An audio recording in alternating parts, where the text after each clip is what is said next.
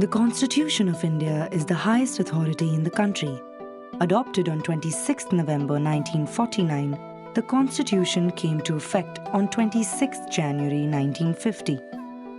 The Constitution lays down the structure of the country, the procedures, the principles, the fundamental rights and duties of the citizens, along with the duties of the government institutions.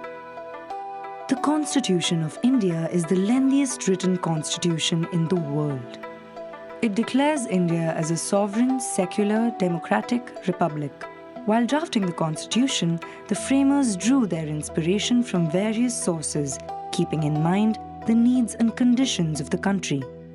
They borrowed features from previously made legislations like the Indian Councils Act of 1861, the Government of India Act 1858, Indian Councils Act of 1892, Government of India Act 1935, the Indian Independence Act of 1947, etc.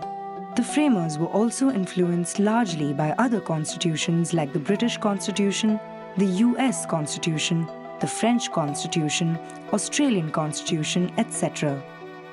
Features like the parliamentary form of government, federal structure of the government, judicial review, single citizenship, ideas of liberty, equality, and fraternity, etc., were borrowed from these constitutions and incorporated into the Indian Constitution. Out of the many clauses that were mentioned in the Constitution, most of them now don't have much relevance.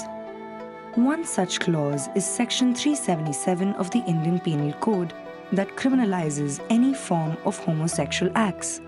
This was introduced in 1860 during the British rule in India. This clause held that forms of sexual intercourse that were against the order of nature are offences against the law. Reasons offered for this opposition to sexual relations between members of the same sex were many. Some call it a social vice, some call the reason behind the spread of HIV and AIDS, and many even called homosexuality an offense against religion and culture.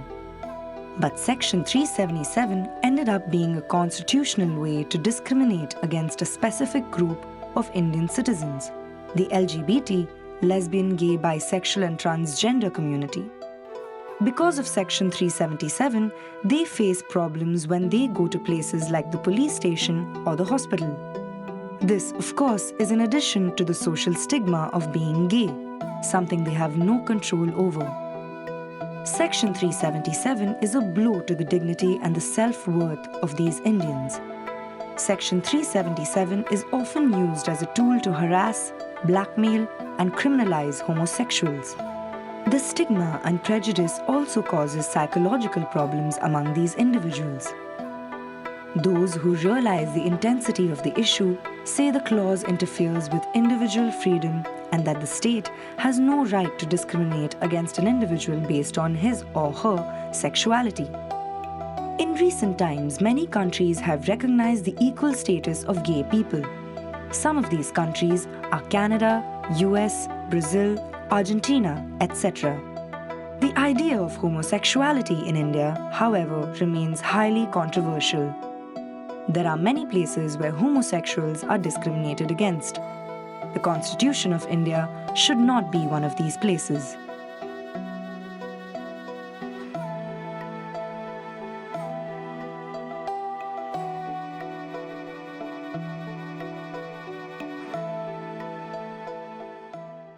We have stories of Narad falling into a pond and emerging from it as a woman. This is how he discovers the meaning of Maya.